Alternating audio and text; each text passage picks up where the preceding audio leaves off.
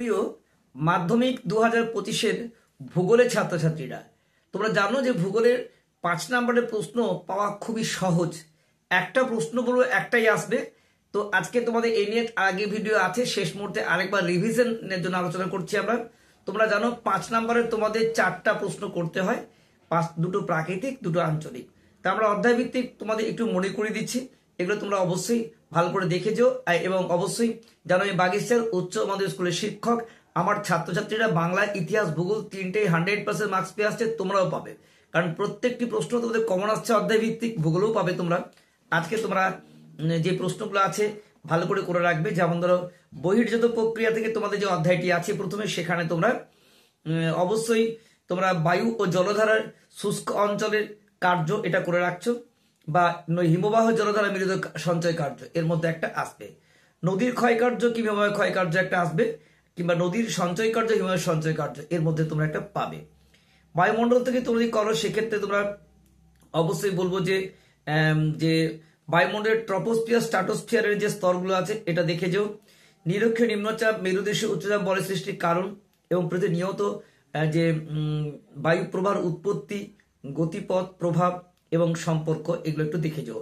আর মৌসুমী অঞ্চলের বৈশিষ্ট্যটা ইম্পর্টেন্ট আছে। হয়ে গেলো প্রাকৃতিক থেকে একটা তো কমন পাবেই। আঞ্চলিক থেকে তোমাদের যেটা ইম্পর্টেন্ট, তোমার অনুকূল পরিবেশ থেকে একটা প্রশ্ন করলে কমন পাবেই, সেটা গম, চা, কফি, এগুলো ভালো করবে। নগর বন্দর থেকে তোমাদের গড়ে ওঠার কারণ বা ইম্পর্টেন্ট আছে, বা মৌসুমী জলবায়ু জেট বায়ু সম্পর্ক ইম্পর্টেন্ট আছে। ঠিক আছে, উত্তর দক্ষিণ ভারত নদীর পার্থক্য ভিভিআই, আর এটাতে খুব সম্ভাবনা আসবে, হয়তো পেয়ে গেছো। পূর্ব ও মধ্য ভারতের লৌহ ইস্পাত শিল্পের কেন্দ্রীভূতর কারণ, কিংবা পশ্চিম ভারতের পেট্রোরসায়ন শিল্পের উন্নতির কারণ, এর মধ্যে কিন্তু একটা আসছে, বারবার বলেছি, এখনো বলছি। আচ্ছা, অসম জনবন্টনের 5টি কারণ, আর ভারতের পশ্চিম উপকূলে নদীর বদ্বীপ গড়ে ওঠেনি কেন, এগুলো একটু দেখে যাও। তাহলে আমার বড় প্রশ্ন বলেই দিলাম, অবশ্যই তোমরা এগুলো জোর দিও, তাহলে নিশ্চিতভাবে তোমরা কমন পাবেই। আর শেষ মুহূর্তে তোমাদের আর 2 নাম্বার এবং 3 নাম্বার প্রশ্নগুলো আগের অধ্যায় ফলো করো। আজকে তোমাদের উত্তর সহ আমাদের যে টেলিগ্রাম চ্যানেল আছে সেখানেও তো শেয়ার করে দিচ্ছি, অবশ্যই সেখানে তোমরা কিন্তু উত্তরগুলো পেয়ে যেতে পারো।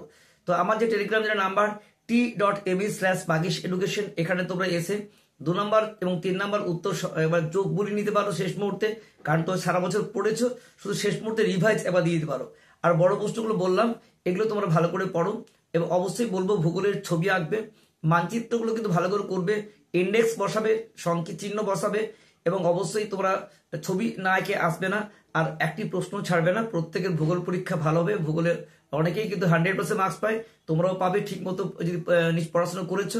এবং অবশ্যই থেকে তোমরা কিন্তু প্রত্যেকে ভালো ফল হবে, শুধুমাত্র শেষ মুহূর্তের যে মানচিত্রগুলো আছে সেগুলো দেখে যাও ভালো করে। পর্বত থেকে শিবালিক পর্বত, নীলগিরি পর্বত, বিন্ধ্য পর্বত, নদী থেকে কৃষ্ণা নদী, হ্রদ থেকে লেকটাক হ্রদ, ভেম্বা হ্রদ বা প্যাগং পুলিকট, তোমার শুষ্কতম অঞ্চল জয়সলমীর, শীতকালীন বৃষ্টিপাত, করমণ্ডল, ম্যানগ্রোভ অরণ্য, ল্যাটারাইট মৃত্তিকা, ছোটনাগপুর, লোহিত মৃত্তিকা, কৃষি, গম, কফি, এগুলো তথ্য প্রযুক্তি ক্ষেত্রে ম্যাঙ্গালুরু, পেট্রোরসায়ন, বিশাখাপত্তনম বন্দর, হাইটেক বিমানবন্দর, দিল্লি, চেন্নাই, মুম্বাই, এটা সব আমরা কিন্তু দিয়ে দিচ্ছি তোমাদের কাছে।